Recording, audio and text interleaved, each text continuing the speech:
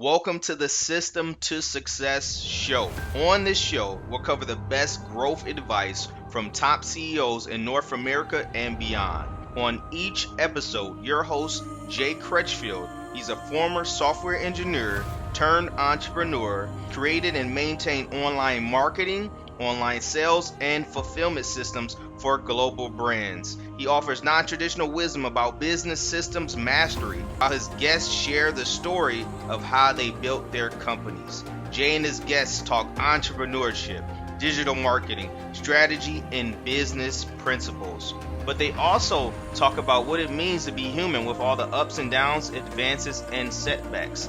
And what he does is he takes his information and strategies that has helped catapult global brands and brings that to the small business owner to give them that advantage. Make sure to subscribe and follow for more of these business system mastery principles. Everybody, welcome to the show. I'm your host, Jay Crutchfield, and I'm excited today. We have a very special guest today. We have Jeanne Zierhoffer. And Jeanne, she's very authentic, and she's been known to be known as or spoken as systematic, very flexible. She is very compassionate with her words, and she's been described as an awesome business owner and entrepreneur. She excels at helping other people understand how to communicate effectively. And I know I definitely want to communicate effectively. I know you guys want to as well, too. She also helps with building relationships and making sure that people can collaborate just with the most in a powerful, authentic way. And so she's a lifelong learner, and she is a survivor once of battling with drug addiction in the late 80s. And now she has been transformed into this awesome lifelong learner, influencer, an empowered leader. So without any further ado, let's welcome to the stage Jeanne Zierhoffer. Welcome, Jeanne. Well, thank you for having me, Jay. I'm very excited to be here and talk about my journey. Awesome. I'm excited just to hear more about your background. Just listening and talking to you just a moment ago, and just from what I was reading online, that you have an awesome journey and you've triumphed over a lot of things. So I'm really excited to get into that. Yes. So yeah, let's get started, Jeanne. So can you share just a little bit more about your background so the audience can get to know you a little bit better? Absolutely. Absolutely. Well, like you had said, being a survivor once battling with drug addiction in the late 80s, I now pride myself at being a model example as a lifelong learner. So I can always be learning the latest and newest techniques and always trying to grow myself first and not trying to fix everyone else. I find a lot of us go out and we try to fix other people, and the only thing we can do is fix ourselves. I always had a difficult time over the years communicating and feeling judged. So it took me a while to realize that my past is just that. It's my past. It's behind me. And it was just the path I needed to go on to become the person I am today. And I love being a connector, and I thrive on leading by example. I have 28 years of sales and marketing expertise. I'm a real estate broker for over 20 years. And I choose to make a difference in the world as an advocate for my mother and my mother-in-law, who both suffered from Alzheimer's. And that's what took me kind of away from real estate and into this path of speaking. Wow. So would you say your family is what transitioned you into the speaking side? It really was. When I took care of my mom and mother-in-law, who both had Alzheimer's, it was about a 7-year stretch of road that we went down, and it was too difficult for me to be a real estate broker at that time. So when I went back to work after taking care of both of them, I was like, oh goodness, what do I want to do now? And that's what led me down the path of learning some more skills and deciding what I wanted to do after that. Okay. Awesome.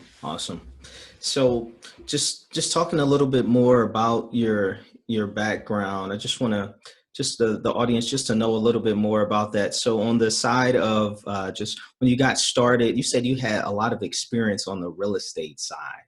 So could you tell us just about your journey as you were coming up the ranks in real estate and in training up until that point of becoming a professional speaker?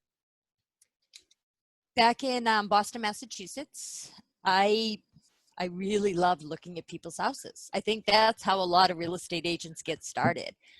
And my brother was actually staying with me at the time, and he was going out looking at houses and wanted me to go with them. So I would go with him to look at different houses, and the real estate broker that was leading him around said, "You'd be really good at this."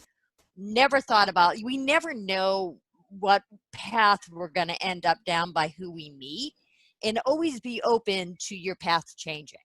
I will say that to anyone. Always be open to an opportunity, because you never know where your path is going to take you. So when I started doing real estate, I found myself just following around this broker who was amazing, and just learning everything I could possibly learn about real estate. And I actually became a multiple six-figure residential real estate agent in the Boston metro area. And I absolutely loved it.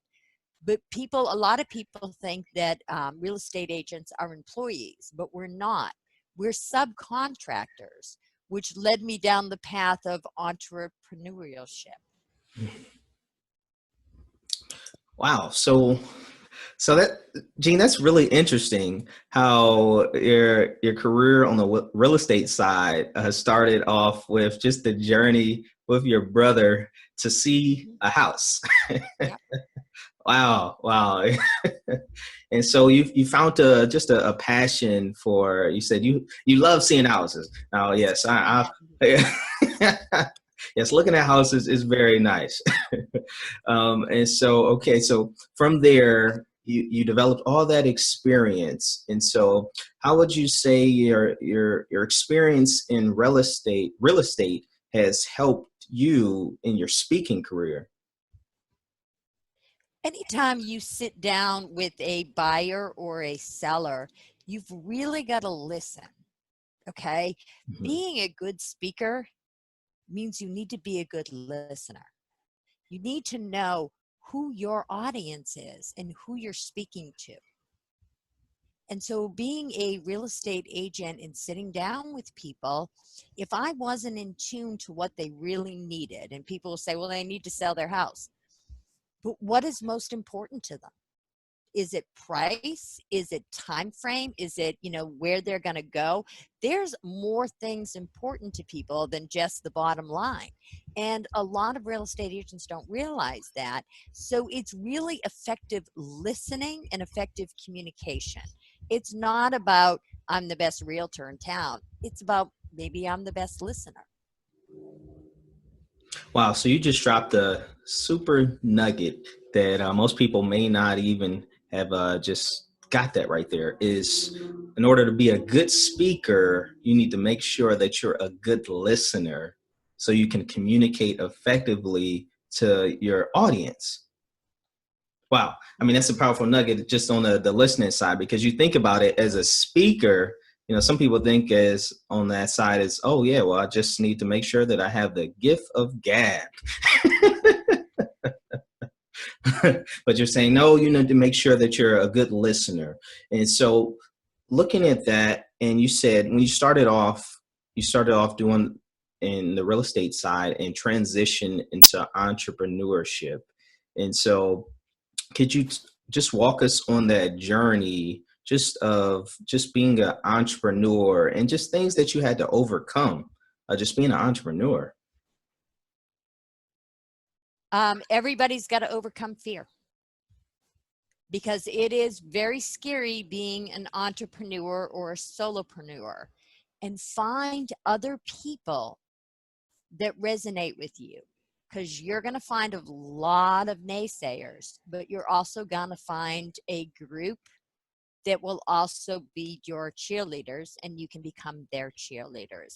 And that's really what happened to me when after my mom had passed and went back to her mom.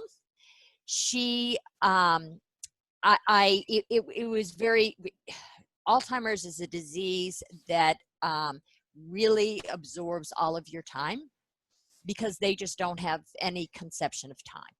So when my mom passed, there was a deafening silence. And I had to figure out, okay, now what do I want to do? Do I want to go hang my real estate license, or what do I want to do? And I got involved with the company and went through some training programs. And when I was going through the training programs, I just wanted to my plan was to go back to being a real estate broker and to just keep doing that, but doing it better and more effectively. But now I was in a different state. I was in state of North Carolina, not Boston. So I needed to build up my whole clientele list again.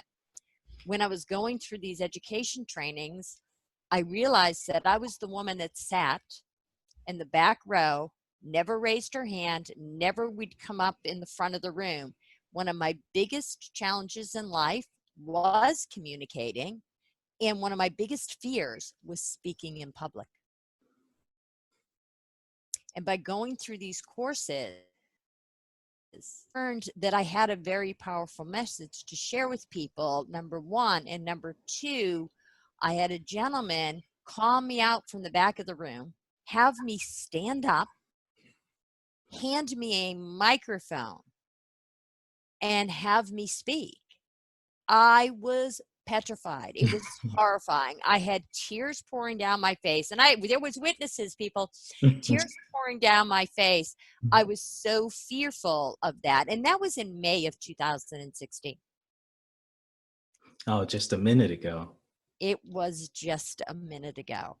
Even though I was doing trainings years ago, it was a group of people I was very comfortable with because I was teaching women and people that I did real estate with some marketing techniques.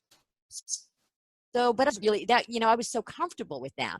I never thought in my wildest dreams, I'd be going to India to speak, and then I would actually be speaking from stage and be very comfortable with it, because it's not about what I say. It's more about what people need to hear and the message they hear, because sometimes they don't hear exactly what you're saying. They hear whatever message they need to hear at the time. Mm. And that's why I say to people, be a good listener, watch your audience. Tony Robbins says it best.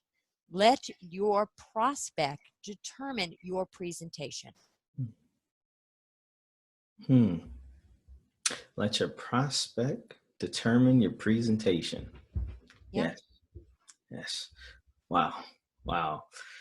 Yes, you just dropped some good things, Jeanne. I'm I'm just thinking about that. Just a couple things that you said, and I'm real curious just to find out more about how you started to overcome that fear of speaking in public after the situation where the trainer said, "Hey, Jeanne, come speak up here."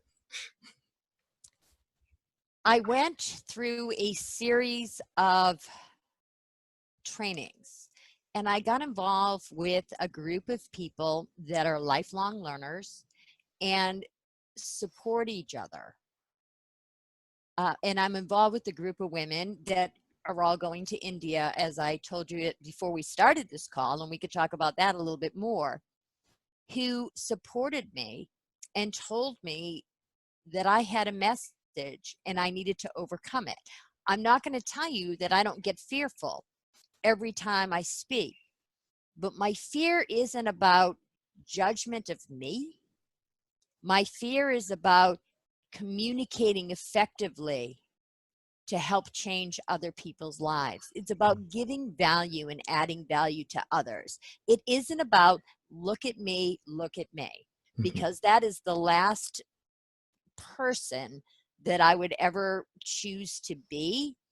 It's more about adding value to others and being an effective communicator and helping people take their lives to the next level. And that's what made me totally change. When you're speaking and adding value, there's a different tone than when you're speaking out of ego. Mm. Ego doesn't always serve us. Hmm. Wow. So making sure that when we're speaking, we're adding value. So how did you start to crafting your unique message to add value to other people? That's kind of a funny story. I was out a 5-day very intensive training called Train the Trainer. And I was at this training, and it was, I mean, it was from 8 o'clock in the morning to like 2 o'clock in the morning. Okay. So all day, 4 hours of sleep. And one of my roommates said to me, the training was over and it was the day we were getting ready to check out. They said, oh my goodness, you have to come to this sales training. This woman's amazing. You have to go to the sales training. I'm like, I am done. I said, I do not want to go to this sales training. They're like, no, no, no, you have to come see this woman speak. So I went down and I watched a woman speak, and her name's Sherry Tree, and she's the founder of Bank. This woman teaches personality methodology in a reversed way. And I thought, holy cow, where has this been? She teaches how to communicate at a level that you can communicate your message to any personality, because there's 4 codes. This isn't new. This has been around since 400 BC. But how to actually get your message so every personality code hears it, and how to speak to somebody else's values. Speaking to somebody's values and what their core values are is the key to effective communication. And effective communication is the key to closing more sales, having a better relationship. It's the key to everything. It's the key to everything. And when I realized that and I listened to this woman, I was like, I was amazed. And I went through courses, and then I was like, oh no, I need to be a part of this, and became a certified and licensed bank personality and sales trainer. But it all was just from following the path. You know, you have no idea like the path you're supposed to be on, but if you pay attention to those doors opening and people saying you should really go and really try this, try to be open-minded to that, because I almost didn't go. Mm-hmm. Yeah, with the 8 in the morning to 2 in the morning type training, I can see how you were saying, okay, I'm ready to hang this up. But Yeah. yeah, so you stayed the extra time and went the extra mile, and so you got connected to someone who talks about communicating with the four personality types. Now, could you talk a little bit more about that, just in case the audience may not know those 4 personality types? Well, it's Sherry Tree, and she's the founder of Bank. Bank is an acronym for Blueprint, Action, Nurture, and Knowledge. And this is based on people's values. So different than some of the other programs that are out there. They're based on personality and psychology. We're based on biology, BUY, and what makes a person buy and what makes a person tick in a relationship.